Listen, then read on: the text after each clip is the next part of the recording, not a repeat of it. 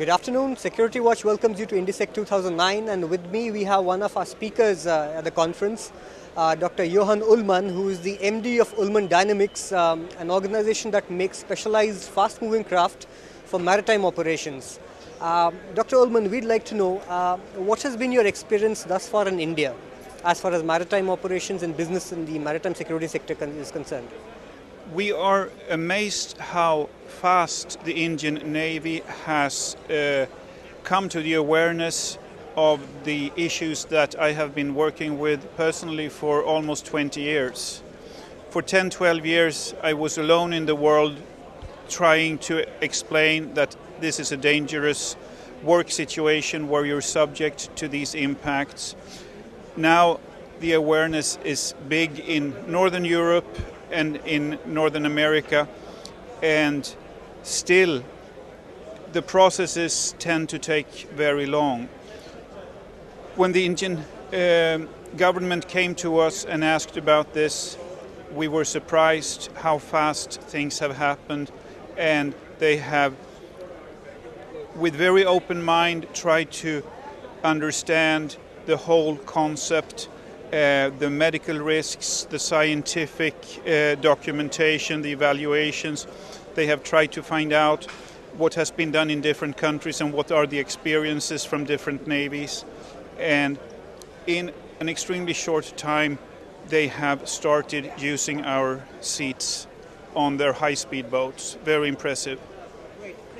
So can you give us a brief overview of the risks or to bodily injury that a person may face when he's traveling on a high-speed boat for longer periods of time? The risks are primarily the risks of injuring your spine, your vertebra, and your discs. Vertebral fractures are common, so are disc herniations. We measure up to 20 G on the boats when they slam in the water, in order to reduce this to levels that are unharmful. You have to be very, very careful, and you have to make sure that the shock mitigation systems and seats that you provide never ever break. Because if a seat breaks, you can get much worse situations and very severe injuries. There is this interesting incident, Dr. Ullman, that you might be aware of. The Indian Navy had attacked Karachi harbour in Pakistan during the Indo-Pak War many years back. What they had done was they had taken a frigate and two high-speed OSA class missile boats. The frigate pulled them right up to close to the Karachi harbour, and then they let these two high-speed boats loose, and these high-speed boats shot off missiles and disrupted traffic in the Karachi harbour and scored major hits. So you see, the Indian Navy has been used to high-speed operations in a very innovative way. So, given that fact, we'd like to know, sir, what are the kind of crafts that the Indian Navy can use, not just the Indian Navy, but the Indian Coast Guard and the Maritime Police that's coming up to ensure that an incident like the Mumbai attack, which happened because the supply route was through the sea. The attackers came in from the sea, from Karachi, from Pakistan, right up to India. So how can we use high-speed boats to intercept that kind of traffic? Well, the issue number one is speed, because once you know that the bad guys are coming in, you always have a very limited time span to intercept them. So you have to be able to get out there regardless of the weather, regardless of sight, in the middle of the darkness of the damned night. You have to be able to go as fast as ever possible, and you have to have many units.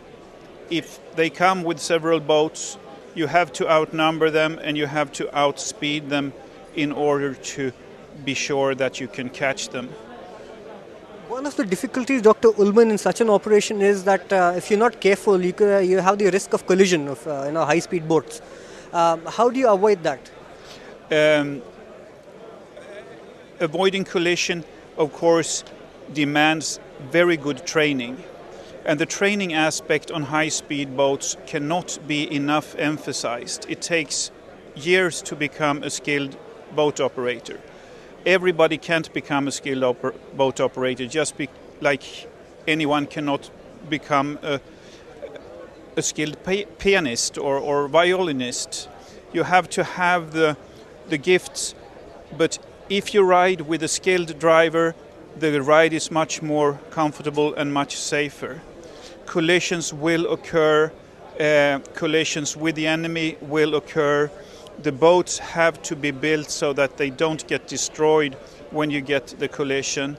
This is one of the reasons why rigid inflatable boats are being used so much in this business.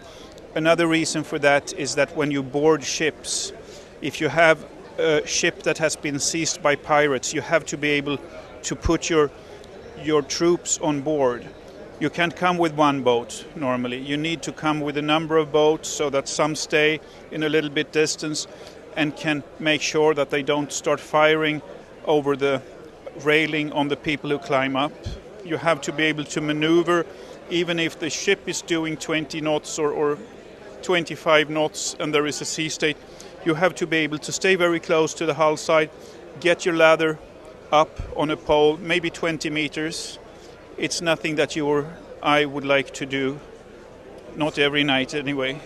Yeah, that's a very interesting piece of information given on piracy, Dr. Ullman. Finally, we'd like to know, Dr. Ullman, given the fact that seats like these can also be used in aviation, for example in helicopters, on helicopter crash lands, or for example in other aircrafts also. Do you have solutions for those areas also? We were approached by the American authorities, NAVAIR came and asked, can we use these seats as crash-worthy trooper seats for helicopter? And I said, no, it's a completely different set of problems. We deal with impacts up to about 20 knots that come on a regular basis and that grind you down and eventually snaps your discs and vertebra. A helicopter comes down once. A helicopter, you have to be able to be seated lower because of the way the helicopters are being built. So I told them, what we have now we would not recommend, but I promise to come back when the problem is solved. The problem is solved. We have a system available that is taking up, here we're talking about 50 knots, 50 Gs, 2.5 times as high impact when a helicopter crashes on the ground, but only once. So you don't have to be able to use the seat again.